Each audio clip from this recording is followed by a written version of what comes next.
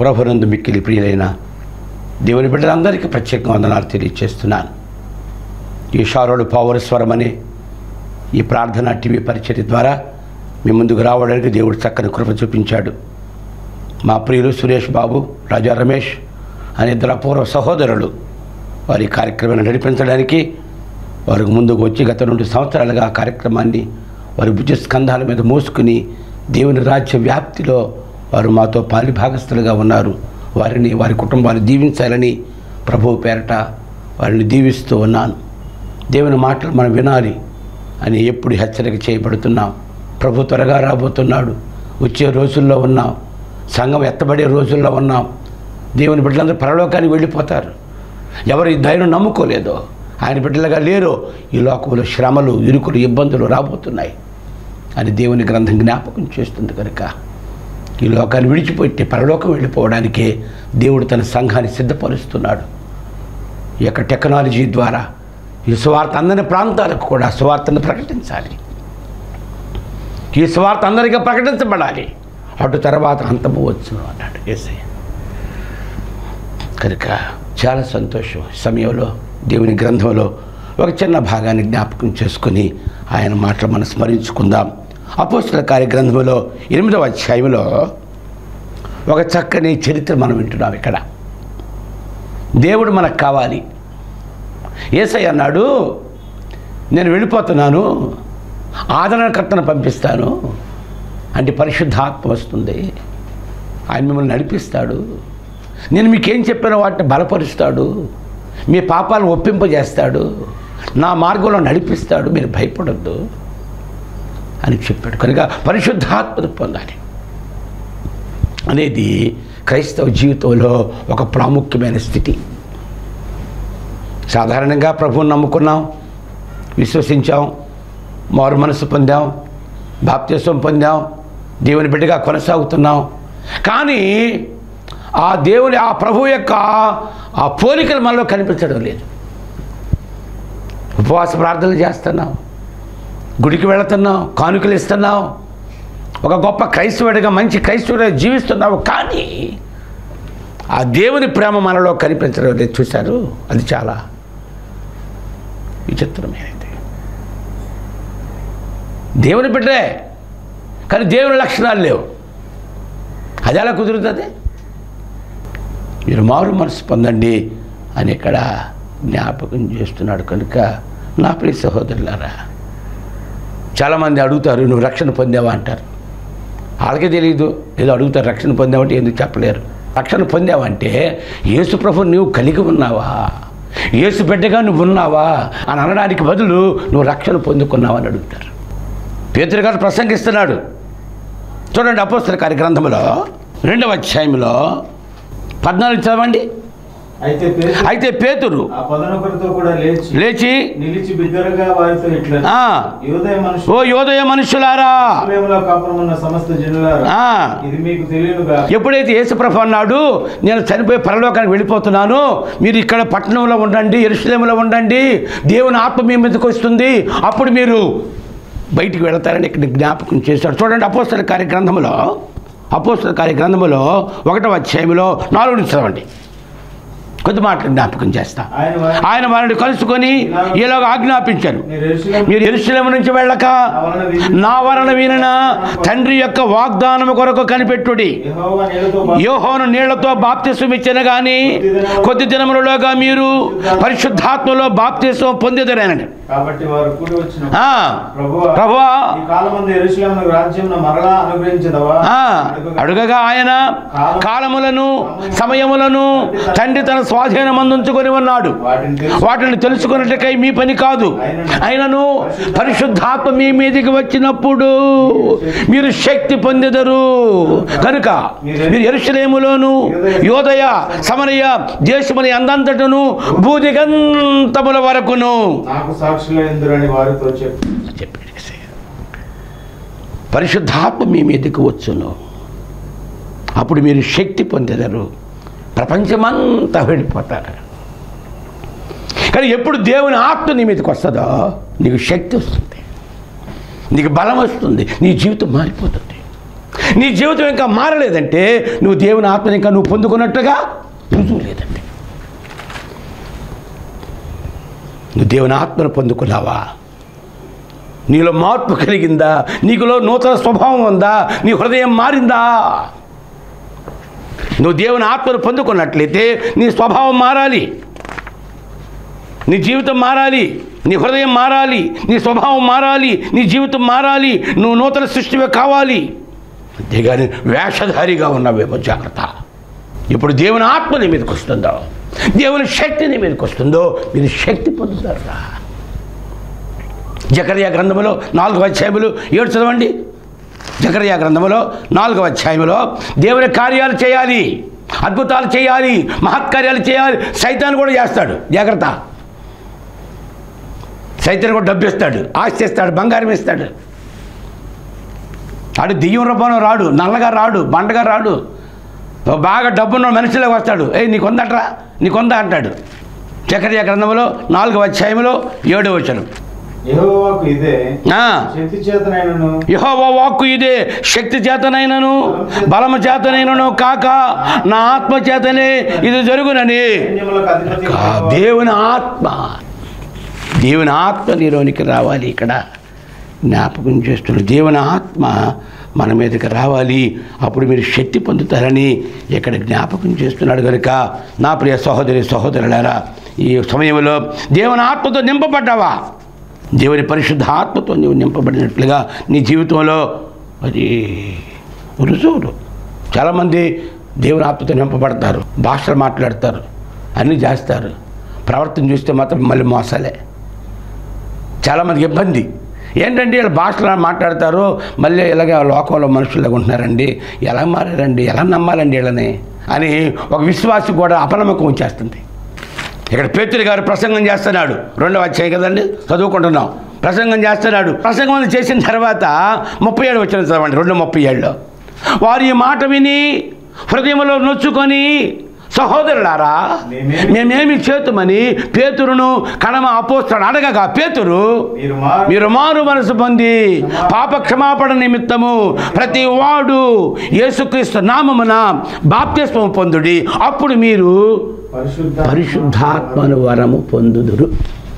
ఇప్పుడట మీరు మారు మనసు పొంది పాపక్షమాపణ నిమిత్తము ప్రతివాడు యేసుక్రీస్తు నామమున బాప్తిస్మము పొందుడి, అప్పుడు పరిశుద్ధాత్మ వరము పొందుదు. తర్వాత ఈ వాగ్దానము మీకును మీ పిల్లలకును దూరస్తులందరికీ, అనగా ప్రభువైన మన దేవుడు తన యొద్దకు పిలిచిన వారందరికీ చెందునని. అయితే నువ్వు దానిని పొందుకున్నావా లేదా? చూడండి, కొలస్సీయులకు రాసిన పత్రిక 3వ అధ్యాయం మొట్టమొదటి చదవండి. కొలస్సీయులకు రాసిన పత్రిక 3వ అధ్యాయంలో మీరు క్రీస్తుతో కూడా లేపబడినవా అంటే ఏంటి? దేవుని ఆత్మ మీలో ఉంటే అర్థం అనమాట. మీరు క్రీస్తుతో కూడా లేపబడినవారంటే దేవుని ఆత్మ మీరు పొందుకున్నవారని అర్థం. మీరు క్రీస్తుతో కూడా లేపబడిన వారైతే పైనున్న వాటినే వెదుకుడి. అక్కడ క్రీస్తు దేవుని కుడి పార్శ్వమున దేవుని దగ్గర ఉన్నాడు, ఆయన తండ్రి దగ్గర ఉన్నాడు, ఆయన మళ్ళా రాబోతున్నాడు. దేవుని కుడి పార్శ్వంలో కూర్చున్నాడు. యేసయ్య వెళ్ళిపోయి నీకోసం విజ్ఞాపన చేస్తున్నాడు. ఆ తర్వాత పైనున్న వాటి మీదనే కానీ ఒకప్పుడు మనకే అనుమానం వస్తుంది. ఏందిరా ప్రభువుని నమ్ముకున్నాం, ప్రార్థన చేస్తున్నాం, ప్రసంగాలు చెప్తున్నాం, మన భాషలు మాట్లాడట్లేదు, దేవుని ఆత్మ మనలో ఉందా లేదా? సంఘ క్షేమాభివృద్ధి కోసం ఈ వరాలు తన బిడ్డలకి ఇచ్చాడు. ఒకటి బుద్ధివాక్యం ఇచ్చాడు, ఒకటి జ్ఞానవాక్యం ఇచ్చాడు, రకరకాలుగా సంఘ నిర్మాణం కోసం. అంతేగాని ఎవరిని తృణీకరించకూడదు. పైనున్న వాటి మీదనే కానీ భూ సంబంధమైన వాటి మీద మనసు పెట్టకూడదు. ఏలయనగా మీరు మృతి పొందితిరి, మీ జీవం క్రీస్తుతో కూడా దేవుని యందు దాచబడి ఉన్నది, మీ జీవం దేవుని యందు దాచబడి ఉన్నది అని ఇక్కడ. తర్వాత మనకు జీవమైన క్రీస్తు ప్రత్యక్షమైనప్పుడు మీరును ఆయనతో కూడా మహిమయందు ప్రత్యక్షపరచబడదు అని ఇక్కడ జ్ఞాపకం చేశాడు. కనుక సరే, కనుక చివరికి చెప్పడం ఏమిటంటే అప్పుడు అన్నాడు. యేసు మీరు మారు మనసు పొంది పాపక్షమాపణ నిమిత్తము ప్రతివాడు యేసు క్రీస్తు నామమున బాప్తిస్మం పొందుడి, అప్పుడు మీరు పరిశుద్ధాత్మను వరము పొందుతారు. ఎప్పుడు పరిశుద్ధాత్మ నీ మీదకి వస్తుందో మీరు శక్తి పొందుతారు. సుదూర ప్రాంత భూదిగంతాలకు వెళ్ళి సువార్త ప్రకటిస్తారు, అద్భుతాలు చేస్తారు, మహత్కార్యాలు చేస్తారు. అది మార్కు సువార్త 16వ అధ్యాయం చూడండి ఏమన్నాడు, 15 చదవండి. మరియు మీరు సర్వలోకములకు వెళ్ళి సర్వసృష్టికి సువార్తను ప్రకటించుడి. నమ్మి బాప్తిస్మం పొందినవాడు రక్షింపబడు, నమ్మని వానికి శిక్ష విధింపబడు. తర్వాత నమ్మిన వారి వలన ఈ సూచక క్రియలు కనబడును. ఏమనగా నా నామాన దెయ్యములు వెళ్ళగొట్టుదురు, కొత్త భాషలు మాట్లాడుదురు, పాములు ఎత్తు పట్టుకుందురు, మరణగణం త్రాగినను అది వారికి హాని చేయదు, రోగుల మీద చేతులు ఇచ్చినప్పుడు వారు స్వస్థత పొందుతుంది. ఇది శక్తి నీకు ఇచ్చాడు. ఇది ఒక ఆయన చూశాడు. ఓహో, దేవుని ఆత్మ మన మీదకి వస్తే, దేవుని శక్తి మనలోకి వస్తే అద్భుతాలు జరుగుతాయా అని ఈయన ఒక ప్రయత్నం చేశాడు. ఆ ప్రయత్నాన్ని ఇప్పుడు జ్ఞాపకం చేస్తా. అపోస్తల కార్యగ్రంథంలో 8వ అధ్యాయంలో 9 నుంచి చదువుకుందాం. సీమోను అని ఒక మనుష్యుడు లోగడ ఆ పట్టణంలో గారడీ చేయొచ్చు, తానెవడో ఒక గొప్పవాడు అని చెప్పుకొనొచ్చు. ఆడుగాడు చెప్పుకున్నాడు, గొప్పవాడని చెప్పుకుంటున్నాడట. నేను గొప్పవాడిని, నేను ఇది నువ్వు చెప్పుకోకూడదురా నాయన. మనుషుల్లో గొప్పగా ఉండేది దేవుడికి ఇష్టంగా ఉండదట. 1 కొరింథీ రాసిన పత్రికలో 8:2 ఒకడు తనకేమైనా తెలియను అనుకుని ఉంటే తాను తెలుసుకుని ఇంకేమి ఆడికి తెలుసుకునేవాడు కాడని ఇక్కడ జ్ఞాపకం చేశాడు. కనుక వీడు అంటున్నాడు నేను గొప్పవాడని చెప్తున్నాడట. నేను గొప్పవాడు అంటే ఆడు గొప్పవాడు కాదని అర్థం అన్నమాట. తాను ఒక గొప్పవాడని చెప్పుకొనొచ్చు, సమరయ జనులను విభ్రాంతిపరచుచుండెను. తర్వాత కొద్దివాడు మొదలుకొని గొప్పవాని మట్టుకు అందరూ దేవుని మహాశక్తి అనబడిన వాడు ఇతడే అని చెప్పుకుంటారు. ఇతని గురించి మహావాడు గొప్పవాడు రా నాయన, వాడు గారడీ సీమోను, వాడు మామూలు వాడు కాదురా అని ఆ ప్రాంతమంతా దేవుని గొప్ప శక్తిని చెప్పుకుంటున్నారట. అతని మీద ఒక గొప్ప పని చేసామనుకోండి, అందరూ మన మీద చూస్తారు. అయితే ఆ పని ఎవరి వల్ల జరిగిందట? యేసయ్య వల్ల జరిగినప్పుడు ఆ మహిమ యేసయ్యకే రావాలి తప్ప ఆ మహిమను మనం దొంగిలించకూడదు. తర్వాత అతను బహుకాలము గారడీలు చేయొచ్చు, వారిని విభ్రాంతిపరచినందున వారు అతన్ని లక్ష్యపెట్టి అయితే ఫిలిప్పు దేవుని రాజ్యమును గూర్చి, ఈ సందర్భంలో ఫిలిప్పు గారు సేవ చేస్తున్నాడు అక్కడ. అయితే ఫిలిప్పు దేవుని రాజ్యమును గూర్చి యేసుక్రీస్తు నామమును గూర్చి స్వార్థ ప్రకటించుతుండగా వారు అతనిని నమ్మి పురుషులను స్త్రీలు బాప్తి. ఈ లోపల ఒక పక్క దేవుని పని జరుగుతుంది, ఒక పక్క సైతాన్ పని జరుగుతుంది. ఈ సీమోను గారడీలు చేస్తూ ప్రజలను మాయ చేస్తున్నాడు. ఇక్కడ ఫిలిప్పు అనే దేవుని అపోస్తలుడు దేవుని పని చేస్తూ అనేకులు ప్రభు ఆకర్షింపజేసి బాప్తిసాలు ఇస్తూ వాళ్ళ సంఘాలు చేర్చుకుంటున్నాడా. అప్పుడు సీమోను కూడా నమ్మి బాప్తిసం పొంది ఫిలిప్పును ఎడబాయకుండి. వీళ్ళు తెలుసు కదా ఆ డమ్మీ అని, ఈ గారడీలు మోసాలని డమ్మీలు ఇవన్నీ. ఎప్పుడైనా నా బతుకు బయటపడిపోతుంది, ఒక మంచి పేరు వచ్చేసింది, ఎప్పుడైనా నా బతుకు బయటపడితే అందరిలో తిడతారు, చేదరించుకుంటారా, ఈ పేరు పొద్దురా అని ఇతరులు కూడా చల్లగా ఫిలిప్ దగ్గరికి వచ్చి అయ్యగారు నాకు కూడా బాప్తిస్మం అండి అయ్యగారు, నేను యేసు ప్రభువుని నమ్ముకున్నాడు. వీడు కూడా నమ్ముకున్నాడా. సూచక్రియలను గొప్ప అద్భుతములను జరుగుట చూచి విభ్రాంతి నొందెను. సమరయ వారు దేవుని వాక్యమును అంగీకరించినని యెరూషలేములో కనుక ఫిలిప్ చేస్తున్న అద్భుతాలు చూస్తున్నాడు, సూచక్రియలు చూస్తున్నాడు. నేను చేసే డమ్మీలు ఆయన ఒరిజినాలిటీ రా బాబు అనుకుని ఆయన దగ్గరికి వచ్చాడు. అది అద్భుతం, ఆశ్చర్యపడిపోతున్నాడట. సమరయ వారు దేవుని వాక్యం అంగీకరించిన యెరూషలేములోని అపోస్తలులు విని పేతురును యోహానును వారి యొద్దకు పంపిరి. వీరు వచ్చి వారు పరిశుద్ధాత్మను పొందవాలని వారి కొరకు ప్రార్థన చేశారు. అంతకుముందు వారిలో ఎవరి మీదకు ఆయన దిగి ఉండలేదు. వారు ప్రభువైన యేసు నామమున బాప్తిసం మాత్రం పొంది. అయితే వీళ్ళు బాప్తిసం పొందారు కానీ దేవుని ఆత్మ వారి మీదకి రాలేదట.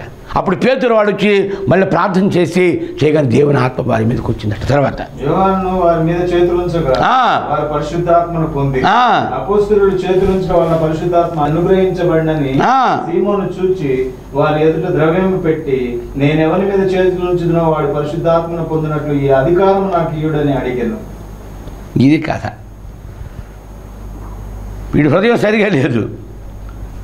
హృదయం సరిగా లేకపోతే నువ్వు మారు మనస్సు పొందినా, నువ్వు బాప్తిసం పొందినా, నీ హృదయం సరిగా లేకపోతే నువ్వు మారు మనస్సు పూర్తిగా మారకపోతే దేవుని ఆత్మ నీ మీదకి రాదు.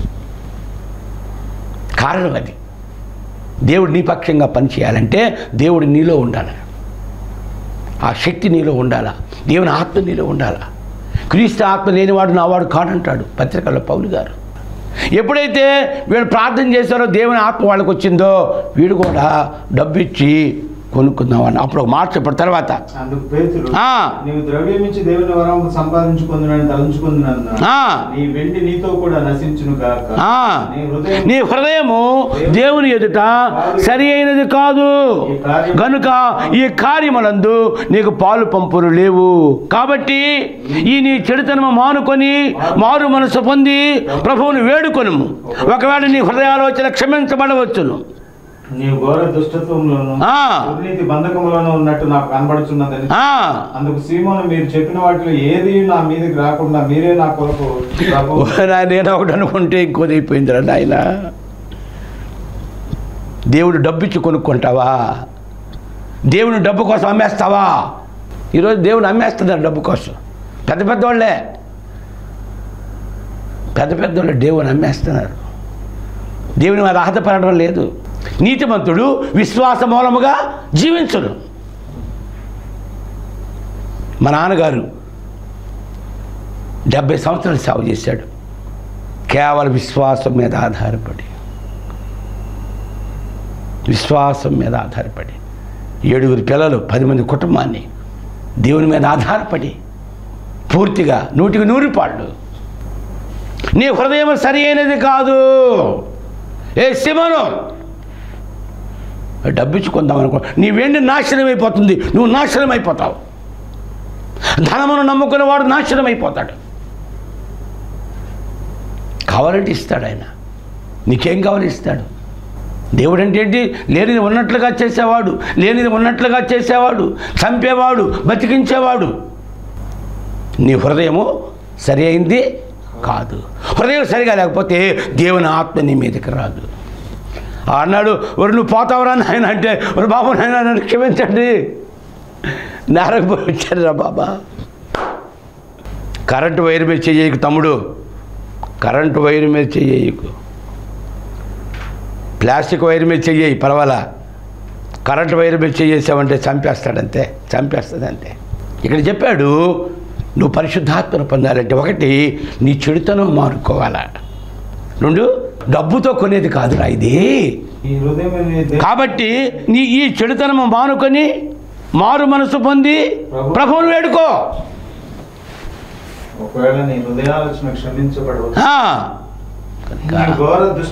చాలు కనుక నీ చెడుతనం మానుకోవాలి, మారు మనసు పొందాలి, ప్రభువుని వేడుకోవాలి.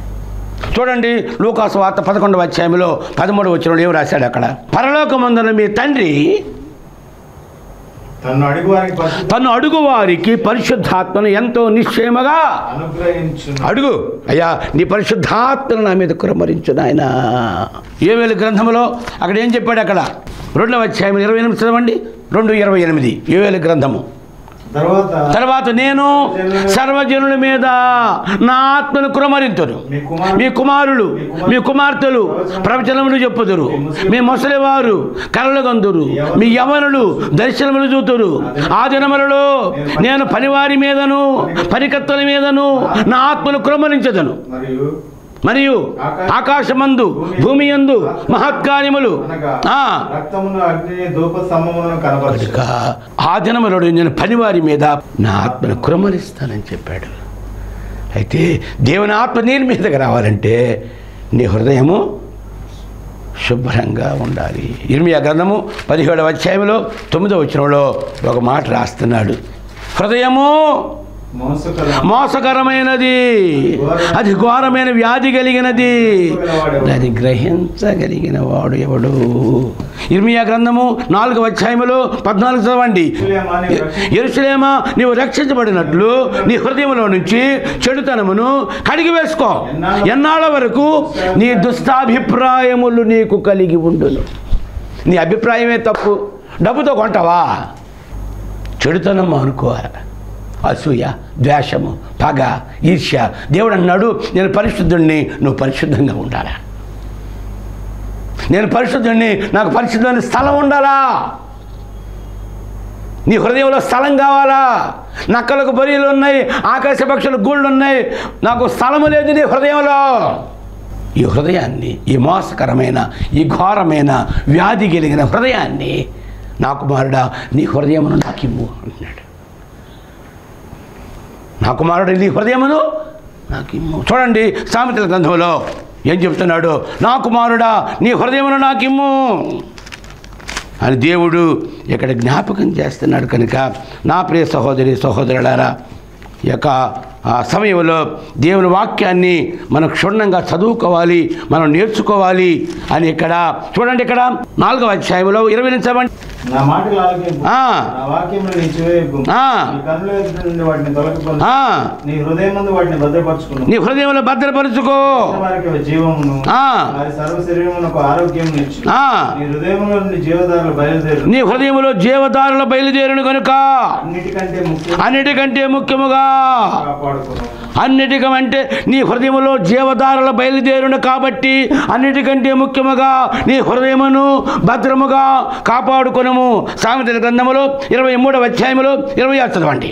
నా కుమారుడా నీ హృదయము నాకిమ్ము. నీ హృదయం కావాలి. హృదయం మోసకరమైనది, ఘోరమైన వ్యాధి కలిగినది. దాన్ని గ్రహించేవాడు దేవుడు మాత్రమే. ఆయన మీద నువ్వు ఆధారపడాలి. నీ హృదయాన్ని శుభ్రం చేసుకోవాలి. ఎప్పుడు హృదయం శుభ్రం చేసుకుంటావో అప్పుడే దేవుని ఆత్మ నీ మీదకి వస్తుంది. అందుకే నేను ఎప్పుడు చెబుతూ ఉంటాను, ఎప్పుడు ఒక మాట చెబుతూ ఉంటా. ఏ మాట అంటే, ఎంగిలి పళ్ళెంలో ప్రసాదం పెట్టినా పాడైపోతుంది. అసలు ఎంగిలి పళ్ళెం వాడు ప్రసాదం పెడతాడా? ఎంగిలి పళ్ళెంలో ఎవడైనా ప్రసాదం పెడతాడో? ముందు పళ్ళెం శుభ్రం చేయి, దేవుని ఆత్మ నీ మీదకి వస్తుంది. పళ్ళెం అంటే హృదయం. ఎప్పుడు హృదయం శుభ్రంగా ఉంటుందో, అన్నయ్య నువ్వు వచ్చి వెళ్ళావన్నయ్య నాకు 5 సంవత్సరాల జీతం వచ్చింది అన్నయ్య, అన్నయ్య నువ్వు వచ్చి వెళ్ళావన్నయ్య నాకు ఉద్యోగం వచ్చింది అన్నయ్య, నువ్వు వచ్చి వెళ్ళావన్నయ్య మాకేది మేలు కలిగిందయ్యా. ఎందుకు? నువ్వు శుభ్రంగా ఉండాలా, ప్రయత్నం చేయాలా.